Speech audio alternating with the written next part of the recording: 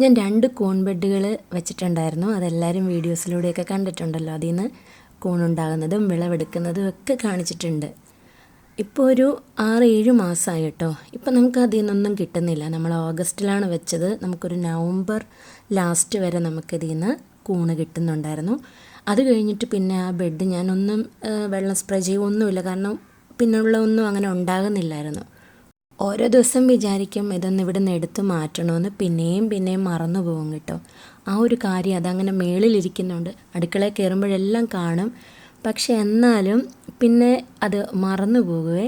പിന്നെ എന്തായാലും കയ്യോടെ അത് മാറ്റിയേക്കാന്ന് വെച്ചു. കാരണം പല വീഡിയോസിലും കണ്ടിട്ടുണ്ട് ഇതൊരു നല്ല വളമാണെന്ന്, ചെടികൾക്കൊക്കെ നല്ല വളമാണെന്ന് കേട്ടിട്ടുണ്ട്. അപ്പം നമ്മൾ ഗാർഡൻ വീഡിയോ ചെയ്യുന്നത് കൊണ്ടാണോ ഇപ്പം അത് ഓർത്തതെന്ന് ചോദിച്ചാൽ ചിലപ്പോൾ ആയിരിക്കും കേട്ടോ. ആ കവറൊക്കെ മാറ്റിയിട്ട്, കവറൊക്കെ നമ്മൾ പ്ലാസ്റ്റിക് ഇത് ചെയ്യുന്നിടത്ത് വെച്ചിട്ടുണ്ട്. ബാക്കി നമ്മളൊന്ന് നല്ല തറഞ്ഞാട്ടോ ഇരിക്കുന്നത്. ഇതിനകത്ത് പെല്ലറ്റ് ഭയങ്കര സോഫ്റ്റായിട്ടും ആ മൈസീലിയം ഭയങ്കര ഹാർഡായിട്ടുമാണ് ഇരിക്കുന്നത്. അപ്പോൾ അതെല്ലാം ഒന്ന് പൊടിച്ചെടുത്തിട്ടുണ്ട്.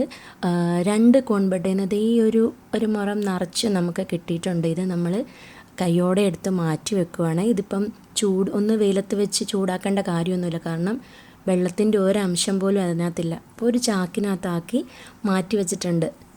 ഇത് നമ്മുടെ ചെടികൾക്കും ഒക്കെ ഇട്ട് കൊടുക്കാം, അതുപോലെ തന്നെ പച്ചക്കറികൾക്കും ഇട്ട് കൊടുക്കാം. നല്ലൊരു ഓർഗാനിക് ആയിട്ടുള്ളൊരു ഫെർട്ടിലൈസറാണ്.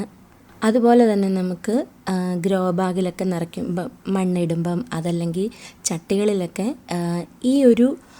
ഇതിൻ്റെ ഈ വേസ്റ്റും കൂടെ, ഈ കൂൺബെഡിൻ്റെ ഈ വേസ്റ്റും കൂടെ ഇട്ടതിന് ശേഷം ബാക്കി മണ്ണും കൂടെ നിറച്ചാൽ അതും നല്ലൊരു വളമായിരിക്കും. അപ്പോൾ ചെടിക്കൊക്കെ നല്ല ഇതിൽ വളരാൻ സാധിക്കും. നമ്മൾ കട്ട് ചെയ്ത് വിട്ട ആ പ്ലാന്റിലൊക്കെ ചെറിയ ഇലകളൊക്കെ വന്നു തുടങ്ങിയിട്ടുണ്ട് കേട്ടോ. അപ്പോഴാണ് ഒരു സമാധാനമായത്. കാരണം കട്ട് ചെയ്തിട്ട് കുറേ ആയിട്ടും ഇലയൊന്നും ആകുന്നില്ലല്ലോ എന്നുള്ളൊരു സങ്കടമായിരുന്നു. അതെന്തായാലും മാറിക്കിട്ടി കേട്ടോ.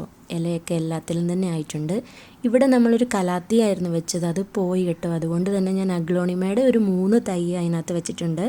വളർന്നു വരുമ്പോൾ കുറച്ച് ബുഷിയായിട്ട് തോന്നാൻ വേണ്ടിയിട്ട്. അങ്ങനെ വെച്ചില്ലെങ്കിലും കുഴപ്പമില്ല. കാരണം അഗ്ലോണിമേന്ന് പെട്ടെന്ന് ചെറിയ തൈകളൊക്കെ ആയി തുടങ്ങും.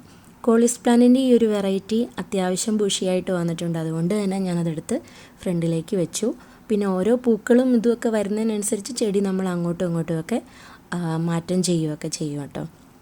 ഇനി ഈ ഒരു ഭാഗമാണ് ഇനി വൃത്തിയാക്കാനുള്ളത്. അവിടെ എന്ത് ചെയ്യണമെന്നുള്ളൊരു ആലോചനയിലാണ് കേട്ടോ.